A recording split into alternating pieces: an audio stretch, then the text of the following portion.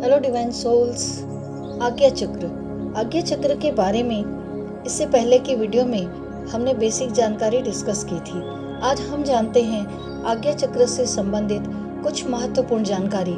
चूंकि जानकारी महत्वपूर्ण है इसलिए वीडियो के अंत तक जरूर बने रहिए। अब जानते हैं कि आज्ञा चक्र क्या है।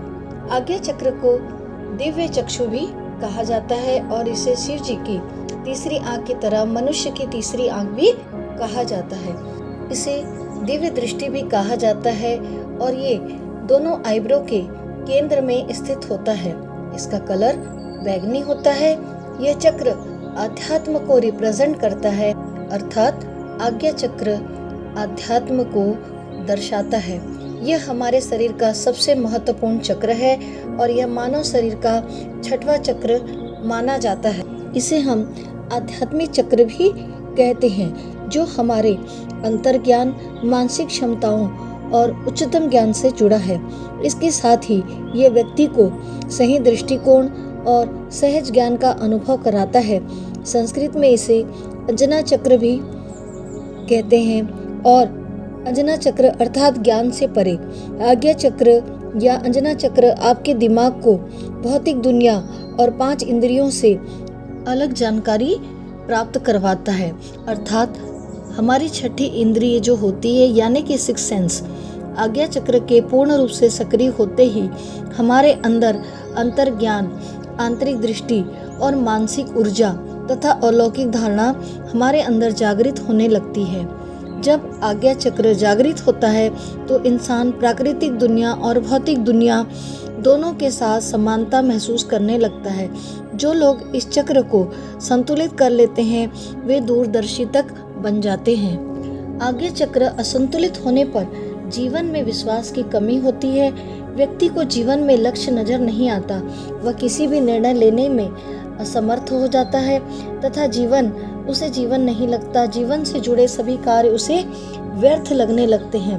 पागलपन जैसी स्थिति उसके मन में हो जाती है। कभी वह चिंताग्रस्त रहता है, कभी उसकी स्थिति सही नहीं रहती है। मानसिक तौर पे वह, जैसे हम कहते हैं कि वो एक डिप्रेशन में चला जाता है। और भी शारीरिक लक्षण जैसे माइग्रेन, अक्सर सर दर्द का रहना, आँखों की तकलीफ होना, साइनस की परेशानी होना, नींद संबंधी विकार उत्पन्न होना, इस प्रकार कई कारण होते हैं जो दर्शाते हैं कि आपकी आज्ञा चक्र पर आपको कार्य करने की आवश्यकता है। इस चक्र पर निरंतर कार्य करने से दिव्य प्रकाश के दर्शन होते हैं। आज्ञा चक्र का जो तत्व होता है वो बहुत ही स्ट्रांग, मजबूत तत्व है जिसे प्रकाश तत्व कहा जाता है। प्रकाश तत्व का हमारे जीवन में होना उतना ही महत्वपूर्ण है जितना ब्रह्मांड में तारों का होना जरूरी है।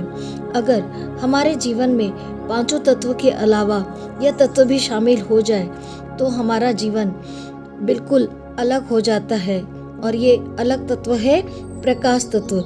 जैसा कि हम जानते हैं पेड़ पौधे सूर्य की उपस्थिति में अपना भोजन बनाते हैं, अर्थात प्रकाश में यह कार्य होता है। तो प्रकृति भी सभी वनस्पतियों के लिए यह प्रकाश तत्व बहुत ही महत्वपूर्ण स्थान रखता है, जिसकी वजह से इस प्रकृति का संचालन हो पाता है। प्रकाश तत्व को हम आध्यात्म के द्वारा भी जान सकते हैं। आज्ञा चक्र को मेडिटेशन के द्वारा, ध्यान के द्वारा, अटेनमेंट के द्वारा सक्रिय किया जा सकता है और कभी कभी किसी का बाय डिफ़ॉल्ट भी यह एक्टिवेट हो जाता है। मगर ज़रूरत है हमें अपने प्रकाश तत्व पे कार्य करने की। अगर प्रकाश तत्व ना हो तो इस प्रकृति का संचालन कैसे होगा? क्योंकि पेड़ पौधों को भोजन बनाने के लिए प्रकाश तत्व की आवश्यकता होती है। उसके बिना उनका जीवन संभव नहीं है और पेड़ पौधे बिना हमारा भी जीवन संभव नहीं है। हमारे लिए ऑक्सीजन की कितनी ज़रूरत है यह तो कोरोना के टाइम में सबने देखा ही है। बिना ऑक्सीजन के हमारे जीवन में कितने सारे कष्ट लोगों ने सहे हैं। तो हम सब एक दूसरे के पूरक है। इस पृथ्वी पर जब हम हैं, इस धरती पर हम हैं, तो बिना प्रकृति के हमारा भी जीवन संभव नहीं है। और प्रकृति के लिए प्रकाश तत्व का, हमारे लिए भी प्रकाश तत्व का हमारे जीवन में बहुत महत्वपूर्ण स्थान है।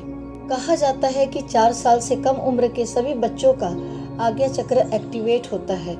जन्म के समय बच्चे का 6 चक्र एक्टिवेट होता है, जबकि वह जब माँ के गर्भ के अंदर होता है तो उसके 7 चक्र एक्टिवेट होते हैं। साथ ही उसकी कुंडलिनी भी जागृत होती है। और बच्चा जब जन्म लेता है तो उसकी पहली सांस के साथ ही उसके सिर्फ 6 चक्र एक्टिवेट रह जाते हैं। आज्ञा चक्र स्पष्टता और बुद्धि का केंद्र है। यह मानव और देवी चेतना के मध्य सीमा निर्धारित करता है और यह प्रमुख नाड़ियों ईड़ा, पिंगला और सुषुम्ना के मिलने का एक स्थान है। जब इन तीनों नाड़ियों की ऊर्जा यह मिलती है और आगे ऊपर की ओर उठती है, तब हमें समाधि में सर्वोच्च चेतना प्राप्त होती है। आज्ञा चक्र एकता, शून्य, सत, चित और आनंद का प्रतीक है। इससे हमारा ज्ञान नेत्र खुलता है और हम आत्मा की वास्तविकता को देख पाते हैं। इसीलिए इसके लिए तीसरे नेत्र का प्रयोग किया जाता है, जो भगवान शिव का प्रतीक है। आज्ञा चक्र आंतरिक गुरु की पीठ का स्थान है। ये बुद्धि और ज्ञान का प्रतीक है, जो सभी कार्यों में अनुभव किया जा सकता है। आज्ञा चक्र पर कार्य करने के लिए जब हम मेडिटेशन करते हैं तो हमें ओम मंत्र की चैंटिंग करना चाहिए, ओम मंत्र का जाप करना चाहिए। मगर आज्ञा चक्र पर कार्य करने से पहले यह महत्वपूर्ण है कि आप अपने नीचे के बाकी 5 चक्रों पर अवश्य कार्य कर ले, उनकी एनर्जी फ्लो अच्छे से बढ़ा ले। उसके बाद ही आप आज्ञा चक्र पर कार्य करें, क्योंकि आज्ञा चक्र की ऊर्जा बहुत तीव्र होती है। तो कई बार कुछ नकारात्मक ऊर्जाएं भी हम अट्रैक्ट कर लेते हैं और समझ में नहीं आता है कि जो सूक्ष्म जगत की चीज़ें हम देख रहे हैं वो क्या सही है, क्या गलत है, क्या सकारात्मक है, क्या नकारात्मक है। और कुछ लोग भयभीत हो जाते हैं, जिससे उन पर मानसिक प्रभाव भी पड़ता है। अतः सबसे पहले आप अपने मूलाधार चक्र पर काम करिए, उसके बाद स्वादिष्ठान चक्र पर, ऐसे क्रमानुसार हर चक्र पर काम करिए। अगर आपको जानकारी नहीं है तो मैंने इससे संबंधित सभी वीडियो डाले हैं, आप जरूर उन वीडियोस को देखिए, क्रम से सारे वीडियो देखें, चीज़ों को समझें, उस पर अच्छे से कार्य करें। उसके बाद आप अपने आज्ञा चक्र पर कार्य करें। क्रिस्टल्स में भी ऊर्जा होती है, पर जरूरी नहीं है कि आप क्रिस्टल का ही प्रयोग करें, या सिर्फ क्रिस्टल से ही हमारी थर्ड आई एक्टिवेट हो जाएगी। आप अगर क्रिस्टल का यूज़ करना चाहते हैं मेडिटेशन के साथ तो मैं उनके नाम आपको ज़रूर बता देती हूँ। मगर आप अगर ओम मंत्र के चैंटिंग के साथ ही आज्ञा चक्र पर ध्यान केंद्रित करेंगे, जहाँ उसका स्थान होता है, तो निरंतर प्रयास से आप अपना आज्ञा चक्र जागृत कर सकते हैं। आज्ञा चक्र या थर्ड आई के लिए जो क्रिस्टल्स होते हैं वो है amethyst, blue quartz, purple fluorite, sodalite. ये क्रिस्टल आप यूज़ कर सकते हैं। आप काइनाइट भी इसके लिए यूज़ कर सकते हैं। वैसे जब हम क्रिस्टल का प्रयोग करते हैं तो क्रिस्टल सबसे ज़्यादा रॉ के रूप में हमारे साथ कार्य करते हैं। वैसे आजकल लोग क्रिस्टल के ब्रेसलेट, पेंडेंट, माला, ये सभी चीज़ें यूज़ करने लगे हैं, पर जो रॉ होता है वो डायरेक्ट मदर अर्थ से कनेक्टेड होता है। तो जब हम उसका रॉ यूज़ करते हैं तो वो बहुत जल्दी प्रभावपूर्ण कार्य करता है। तो आप अपनी चॉइस के अनुसार क्रिस्टल ले सकते हैं और उस पर कनेक्टिविटी बना के अपने आज्ञा चक्र के लिए कार्य कर सकते हैं। सिर्फ क्रिस्टल, ब्रेसलेट, माला या पेंडेंट पहनने से वो वर्क नहीं करेगा, उस पर आपको काम करने की भी ज़रूरत है। आपको निरंतर अपना ध्यान, मेडिटेशन, मंत्रों की चैंटिंग, सारी प्रक्रियाएं पूर्ण करनी होगी, तभी आप अपने आज्ञा चक्रों को यानी कि थर्ड आई को एक्टिवेट कर पाएंगे। सिर्फ क्रिस्टल पहनने से आपका आज्ञा चक्र जागृत नहीं होगा। किसी भी चीज़ के लिए हमें निरंतर प्रयास करना पड़ता है। कुछ पॉजिटिव अफर्मेशंस बोलनी होती है। पॉजिटिव अफर्मेशंस मैंने आपको एक ही वीडियो में दी हुई है, जो कि इंग्लिश में है। कुछ हिंदी में अफर्मेशन मैं आपको अभी बता देती हूँ। अफर्मेशंस है: मेरे पास असीमित संभावनाएं हैं, मेरे पास एक रचनात्मक कल्पना है, मेरा विचार शांत है, मेरा मन शांत रहता है, मैं जीवन में नई संभावनाओं को देखने की कोशिश करती हूँ, नई बातों को भी मैं स्वीकार करती हूँ, मैं अपने रास्ते स्वयं चुनती हूँ, मैं अपने उद्देश्यों से जुड़ी हुई हूँ। मेरे लिए आवश्यक है मेरे अंदर के सभी उत्तरों को जानना, स्वयं की पहचान करना। मैं अपने भूतकाल से भी सीखती हूँ और अपने भविष्य के लिए आगे बढ़ने के लिए और भी सीखने का निरंतर प्रयास करती हूँ। मुझे अपने अंतर ज्ञान पर पूर्ण भरोसा है। मैं अपने अंतर मन की आवाज़ सुनने की पूर्ण कोशिश करती हूँ। मैं अपने जीवन में नकारात्मक शब्दों का प्रयोग नहीं करती हूँ। मेरे अंदर से जो भी आवाज़ आती है उसे मैं आभास करने की, सुनने की पूर्णतया कोशिश करती हूँ और जो मेरी अंतरात्मा कहती है मैं वही कार्य करने की कोशिश करती हूँ। मेरी अंतरात्मा की आवाज़ जो है वही सच्ची आवाज़ है, ऐसा मानकर जब मैं कार्य करती हूँ तो ईश्वर से मुझे सही मार्गदर्शन प्राप्त होता है।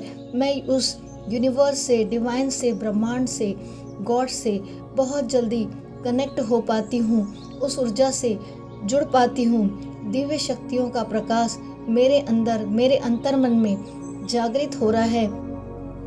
जैसे जैसे मैं ध्यान करती हूँ मेरा ईश्वर से, ब्रह्मांड से कनेक्शन बनते चले जा रहा है। इस तरीके की अफर्मेशंस 3-3 बार कम से कम आप बोलिए। लगातार 21 दिनों तक आप अफर्मेशंस बोलने का प्रयास कीजिए। जब भी दिन में घूमते फिरते, चलते फिरते, वैसे तो अफर्मेशन सुबह सुबह बोलनी चाहिए या रात में जब आप सोने जाते हैं उस पहले अफर्मेशंस को बोलकर सोइए, ताकि वो आपके सबकॉन्शियस माइंड में सेट हो जाए। क्योंकि रात को सोते समय जो भी हम बोलते हैं वो हमारे माइंड में सेट हो जाती है और वही हमारे दिमाग में चलती है, तो सुबह उठकर भी वही भाव होता है। इसलिए अफर्मेशंस हमेशा हो सके तो सुबह सुबह या रात के समय बोलकर सोना चाहिए। सुबह जब उठेंगे तो तुरंत अफर्मेशन बोलिए, तो सुबह सुबह जो विचार हमारे मन में आता है वो सारा दिन हमारे मन में चलता है। कोशिश कीजिए, अफर्मेशन करिए, ध्यान करिए, मेडिटेशन करिए, ओम मंत्र की जितनी ज़्यादा से ज़्यादा हो सके चैंटिंग करिए।